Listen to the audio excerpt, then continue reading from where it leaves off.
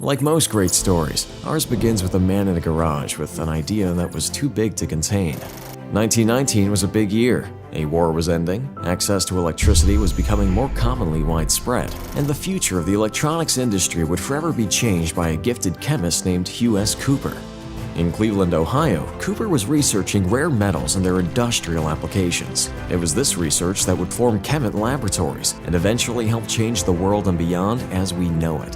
You may not have seen us, but we're honored to have been there from the beginning, powering the largest and most significant technological advances.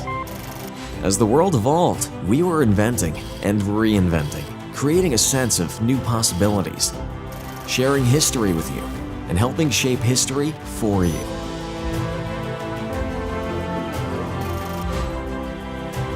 From your heart to the depths of the universe, our values and discoveries have had an impact larger than Cooper could have imagined 100 years ago. But year after year, innovation has remained and will remain at the core of our mission: to make the world a better, safer, more connected place to live.